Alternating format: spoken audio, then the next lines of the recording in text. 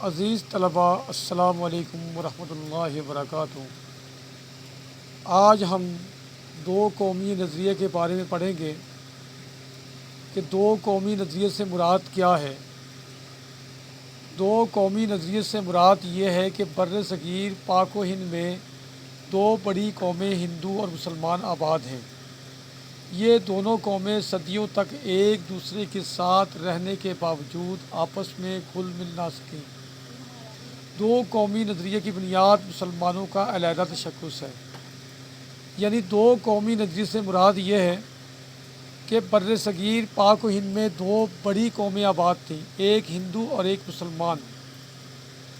دونوں کی نظریات میں، دونوں کی سوچ میں زمین آسمان کا فرق تھا، اور یہ دونوں قومیں محمد بن قاسم کی بر صغیر میں آمد کے بعد اور سندھ کو فتح کرنے کے بعد دونوں قومیں اکٹھی رہ رہی تھیں، لیکن اس کے باوجود یہ دونوں قومیں آپس میں گھل مل نہ سکیں۔ تو دو قومی نظریے کی بنیاد مسلمانوں کا علیحدہ تشخص ہے، علیحدہ وہ ان کی پہچان ہے۔ پاکستان دو قومی نظریہ کی بنیاد پر قائم ہوا۔ دو قومی نظریے کا نصب العین یہ تھا کہ اسلام کے دو قومی تصور کی بنیاد پر ہندوستان میں مسلمانوں کی ایک ایسی آزاد ریاست قائم کی جائے جس میں رہتے ہوئے وہ اپنی انفرادی اور اجتماعی زندگی اسلام کے اصولوں کے مطابق گزار سکیں۔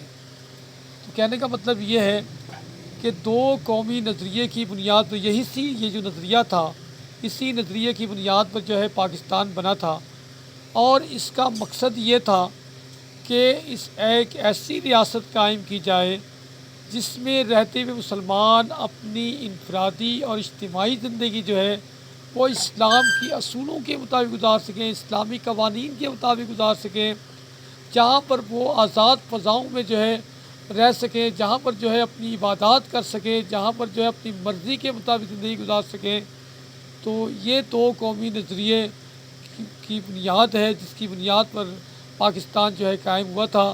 کل ہم انشاءاللہ پڑھیں گے کہ دو قومی نظریے کا آغاز اس کی جو ابتدا ہے وہ کیسی ہوئی تھی۔